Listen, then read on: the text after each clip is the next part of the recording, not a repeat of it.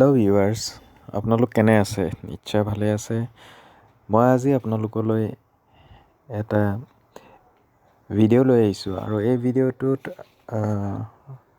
মই আপোনালোকক এটা তথ্য জনাব খুজিছোঁ আৰু সেইটো হৈছে যে আপোনালোকে ইতিমধ্যে জানে যে অসম চৰকাৰৰ ফালৰ পৰা বিভিন্ন বিভাগসমূহত নিযুক্তিৰ কাৰণে কিছুমান এডভাৰটাইজ ওলাইছে আৰু এই এডভাৰটাইজসমূহৰ ফলত সকলোৱে নিযুক্তিৰ কাৰণে এপ্লাই কৰিছে আৰু তাৰে বিষয়ে মই ক'ব খুজিছোঁ যে আমাৰ স্বাস্থ্য বিভাগতো কিছুমান তেনেকুৱা পষ্ট ওলাইছে যিবিলাকৰ আপোনালোকে এপ্লাই কৰাৰ সময়ত কিছুমান অসুবিধাৰ সন্মুখীন হয় বা কিছুমান নজনা কথা জানিব নিশ্চয় বিচাৰিব আৰু এই বিষয়ে মই আপোনালোকক এই ভিডিঅ'টিৰ যোগেদি ষ্টেপ বাই ষ্টেপ প্ৰচেছবিলাক বুজাই দিব খুজিছোঁ আৰু আপোনালোকে ভিডিঅ'টো চাব আৰু চাই পিনে লাইক কৰিব আৰু কমেণ্টত জনাব কিবা অসুবিধা পালে আৰু চেনেলটো যাতে ছাবস্ক্ৰাইব কৰি দিয়ে। তেন্তে হ'লে আহক আমি আজি আমাৰ ভিডিঅ'টো ষ্টাৰ্ট কৰোঁ। আমি ইতিমধ্যে গম পাইছোঁ যে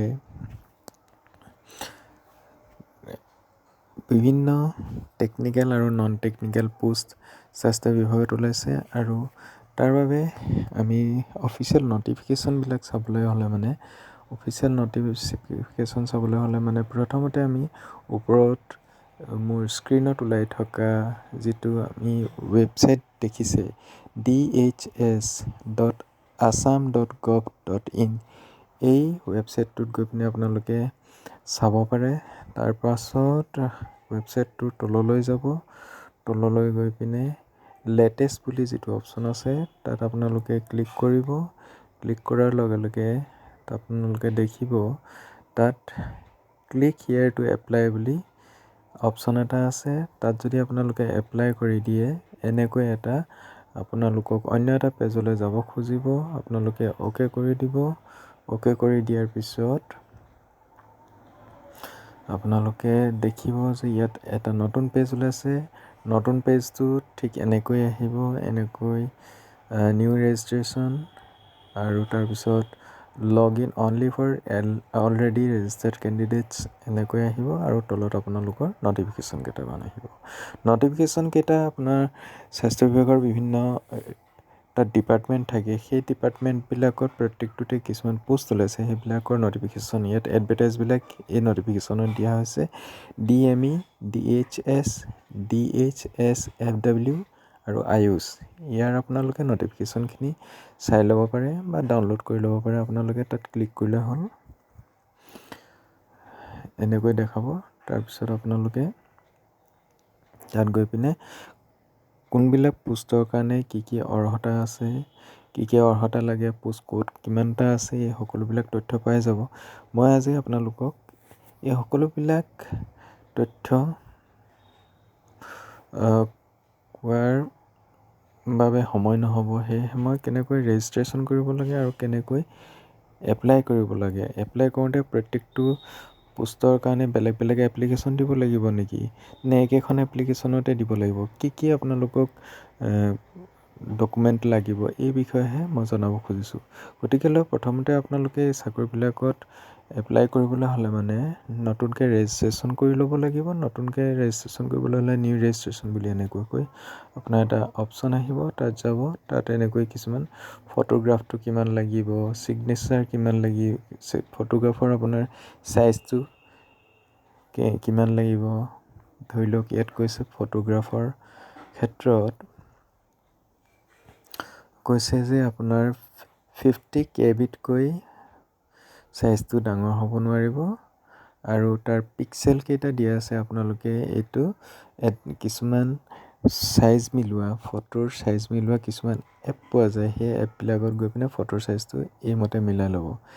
50 KBতকৈ বেছি হ'ব নালাগিব। পিক্সেলটো থাকিব লাগিব আপোনাৰ হাইটটো 250 পিক্সেলৰ পৰা 320 পিক্সেল আৰু উইথটো লাগিব আপোনাৰ 150 পিক্সেলৰ পৰা 220 পিক্সেল। তাৰপিছত ছিগনেচাৰৰ ক্ষেত্ৰতো ঠিক তেনেকুৱা। ছিগনেচাৰৰ ক্ষেত্ৰত আপোনাৰ চাইজটো লাগিব 30 KBতকৈ কম হ'ব লাগিব আৰু ছিগনেচাৰৰ যিটো হাইট 100 পিক্সেলৰ পৰা 180 পিক্সেল হ'ব লাগিব আৰু উইথটো হ'ব লাগিব 150 পিক্সেলৰ পৰা 220 পিক্সেল। এই ঠিক এনেদৰে আপুনি চাইজকেইটা মিলাই পিনে প্ৰথমতে মোবাইলতে হওক বা এপটোতে হওক আপুনি ছেভ কৰি ৰাখিব লাগিব। তাৰ পাছত আপুনি এপ্লাই কৰিবলৈ যাব পাৰিব। তাতে আপোনাৰ লাষ্টত যিটো নেক্সট অপশ্যন আছে এইটোত ক্লিক কৰিব লাগিব। তেতিয়া নতুন এটা পেজলৈ আমি গুচি যাম আৰু সেই পেজটো হ'ব এপ্লিকেশ্যনৰ পেজ, মানে এপ্লিকেশ্যন ফৰ্মখন ওলাব। তাতে ফৰ্মখনৰ বিভিন্ন তথ্য ইয়াত বিচাৰিব। আপোনালোকে সেই তথ্যবিলাক ভৰাব লাগিব। যেনেকৈ ইয়াত লিখা আছে full name of the candidate's father name. Full নেমত আপোনালোকে মাৰ্কশ্বিটত বা চাৰ্টিফিকেটত যিটো নাম থাকে সেইটো সম্পূৰ্ণৰূপে লিখিব। তাৰপিছত কেণ্ডিডেটছ ফাদাৰ নেম, যদি বিবাহিত মহিলা হয় তেনেহ'লে হাজবেণ্ডৰ নাম লিখিব পাৰে। তাৰপৰা মাদাৰ্ছ নেম লিখিব লাগিব, candidate's date of birth, gender আৰু এড্ৰেছ অপশ্যনটোত আপোনালোকে গৈ পিনে নিজৰ এড্ৰেছটো শুদ্ধকৈ লিখিব। তাৰপিছত city, district, pincode, mobile number, কেণ্ডিডেটৰ মোবাইল নাম্বাৰ লিখিব লাগিব আৰু কেণ্ডিডেটৰ মোবাইল নাম্বাৰটো লিখি পিনে তাত চেণ্ড OTP বুলি এটা অপশ্যন আছে। এই চেণ্ড OTPত ক্লিক কৰি দিলে মানে সেই মোবাইল নাম্বাৰটোলৈ এটা OTP যাব আৰু OTPটো এই কোডৰ জেগাত আপুনি ভৰাই দিব লাগিব। তাৰপিছত ভেৰিফাই কৰিব লাগিব।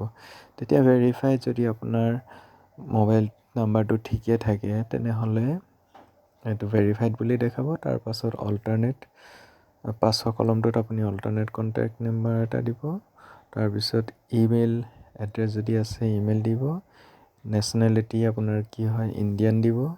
ফিজিকেল আইডেণ্টিফিকেশ্যন মাৰ্ক, এইটোত আপোনালোকৰ ফিজিকেল আইডেণ্টিফিকেশ্যন মাৰ্ক ধৰি লওক কাৰোবাৰ কটা ঘাঁ থাকে, মুখত কাৰোবাৰ দাগ থাকে বা যিটো ভিজিবলি হয়, যিটো মানে এজন মানুহক বাহিৰৰ পৰা দেখিলে মানে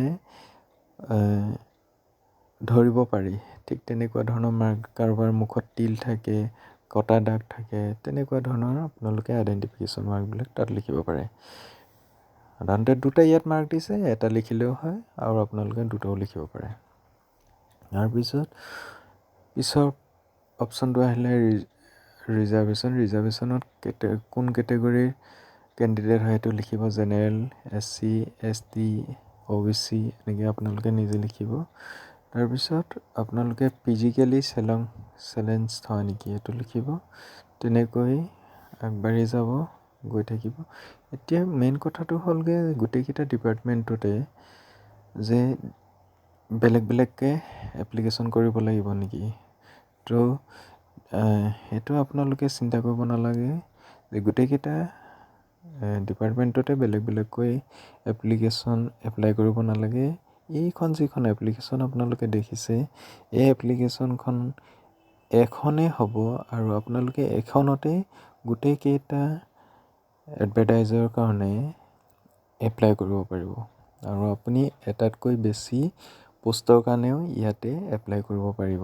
আৰু আপোনালোকৰ শিক্ষাগত অৰ্হতা অনুসৰি 8 পাছ বিচাৰিছে কিছুমান পোষ্টত, কিছুমানত টেকনিকেলি ডিপ্ল'মা বিচাৰিছে, তাৰপিছত কিছুমানত গ্ৰেজুৱেশ্যন বিচাৰিছে, কিছুমানত কম্পিউটাৰ নলেজ বিচাৰিছে। সেই হিচাপে আপোনালোকে নিজৰ এলিজিবিলিটিটো চাই পিনে ইয়াত এপ্লাই কৰিব পাৰিব। আৰু প্ৰথম যিহেতু DME এডভাৰটাইজটোত যদি আপুনি কিবা পোষ্ট এপ্লাই কৰিব খোজে তেনেহ'লে ইয়াত লিখিব ডিপাৰ্টমেণ্ট DME গ্ৰেড 3। গ্ৰেড 3ত সাধাৰণতে গ্ৰেজুৱেশ্যন গ্ৰেড 3 এপ্লাই কৰিব পাৰে। তেনেহ'লে য়েছ কৰিব। য়েছ কৰিলে আপুনি দেখিব যে ইয়াত আকৌ অপশ্যন কিছুমান আহিছে টেকনিকেল পোষ্টৰ কাৰণে নে নন টেকনিকেল। যদি টেকনিকেল পোষ্টৰ কাৰণে আপুনি কৰিব খোজে য়েছ কৰিব আৰু যদি কৰিব নোখোজে তেনেহ'লে ন' কৰিব। যদি য়েছ কৰি দিয়ে আপুনি তেনেহ'লে দেখিব যে তাত টেকনিকেল পোষ্টবিলাক ইয়াত শ্ব' কৰিছে আৰু সেইটো আপোনালোকে চিলেক্ট কৰি দিব যে কোনটো লাগে আপোনাক। আৰ্টিষ্ট লাগে, এছিষ্টেণ্ট ফিজিঅ'থেৰাপিষ্ট লাগে, বেছিক হেল্থ ইনস্পেক্টৰ লাগে, ঠিক সেইদৰে আপুনি এটা চিলেক্ট কৰি দিব পাৰে। তাৰপাছত আপোনালোকে ঠিক সেইদৰে যদি নন টেকনিকেলত কৰিব খোজে তেনেহ'লে নন টেকনিকেল য়েছ কৰি দিব। তাতে এইখিনি ওলাব একাউণ্টেণ্ট এছিষ্টেণ্ট, একাউণ্টেণ্ট, কেচিয়াৰ। তাত যদি আপুনি কৰিব খোজে তেনেহ'লে যিটোতে কৰিব খোজে ক্লিক কৰি দিব আৰু কৰিব নোখোজিলে মানে আপুনি ওপৰৰ ন'টো দি দিব।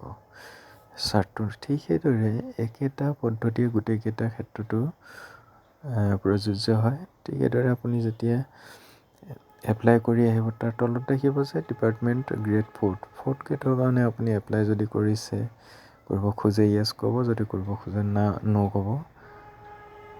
তাৰপাছত দেখিব এই এডুকেশ্যন কোৱালিফিকেশ্যনৰ ক্ষেত্ৰত আপোনাৰ আহিছে। ইয়াত এইখিনি তথ্য আপুনি ভৰাব লাগিব। SSLC অৰ ইকুইভেলেণ্ট, ইয়াত মাৰ্কছ কিমান পাইছিলে,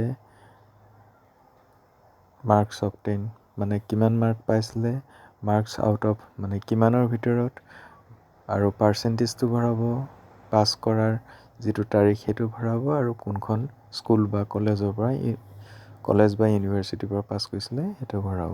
ঠিক সেইদৰে তলৰকেইটা পূৰাই দিব। ডিপ্ল'মাৰ ক্ষেত্ৰত টেকনিকেল লাইনত যদি কোনোবা কিবা ডিপ্ল'মা আছিলে সেইখিনি ভৰাব।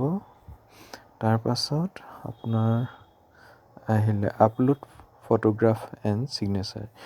আমি আগতে উল্লেখ কৰাৰ আগতে যিটো ফটো আমি ৰেডি কৰি ৰাখিছিলোঁ চাইজ মিলাই, সেই ফটোখন আপোনাৰ দেখিছে ক্লিক হিয়েৰ বুলি অপশ্যন এটা আছে ফটোখনত। তাত গৈ পিনি আপুনি ক্লিক কৰি দিব আৰু ক্লিক কৰি দিয়াৰ লগে লগে আপুনি বিভিন্ন ধৰণৰ ঠিক সেইদৰে ফাইলছ কেমেৰা য'ত ছেভ কৰি থৈ দিয়া আছে তাত গৈ পিনে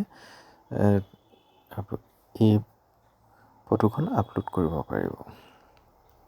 ঠিক সেইদৰে ছিগনেচাৰ অপশ্যনত যাব। ছিগনেচাৰ অপশ্যনত গৈ পিনে আপুনি ক্লিক কৰি দিব। ক্লিক কৰাৰ লগে লগে এনেকৈ এখন চাৰ্ট আহিব। তাত ফাইলছত গৈ পিনে আপুনি যিটো ফাইলছতে আপোনাৰ ছিগনেচাৰটো চাইজটো মিলাই পিনে ভৰাই থৈ দিয়া আছিলে ঠিক সেইটো ফাইলত গৈ পিনে আপুনি চাইনটো আপলোড কৰিব পাৰিব। এতিয়া হ'ল এইখিনি কথা। তাৰপাছত আগতে আমি আকৌ এবাৰ চেক কৰি ল'ব লাগে। চেক কৰি লোৱাৰ পিছত পাছৱৰ্ডটো দিব লাগে। পাছৱৰ্ড এটা দিব লাগিব। পাছৱৰ্ডটো আপুনি নিজে যিটো মনত থাকে তেনেকুৱা। তাৰ কিন্তু এটা কথা মনত কৰিব যে তাত 8টা কেৰেক্টাৰৰ পৰা 12টা কেৰেক্টাৰৰ ভিতৰত পাছৱৰ্ডটো দিব লাগিব। আৰু পাছৱৰ্ডটো প্ৰথমতে ইয়াত এটা পাছৱৰ্ড লিখি পিনে তাৰপাছত আকৌ এইকেইটা পাছৱৰ্ড তলত কনফাৰ্ম কৰিব লাগিব। কনফাৰ্ম কৰাৰ পাছত আপোনালোকে তলত ডিক্লেৰেশ্যন অফ দ্য কেণ্ডিডেট তাত এই ঘৰটোত ক্লিক কৰিব লাগিব। এইটো টিক এটা মাৰিব লাগিব, অ'কে কৰিব লাগিব মানে। আৰু ঠিক সেইদৰে ইম্পৰ্টেণ্ট ন'টিচ যিখন আছে তাতো ক্লিক কৰিব লাগিব। এই সকলোবিলাক কৰাৰ পিছত ওপৰৰ তথ্যখিনি সম্পূৰ্ণৰূপে ভৰোৱাৰ পিছত আপোনালোকে সাৱধানে আকৌ এবাৰ তথ্যখিনি চাই ল'ব। তাৰপাছত ফাইনেল ছাবমিটত তলত যিটো ফাইনেল ছাবমিট বুলি আছে তাত গৈ ক্লিক কৰি দিব। তাত ক্লিক কৰাৰ লগে লগে আপোনালোকক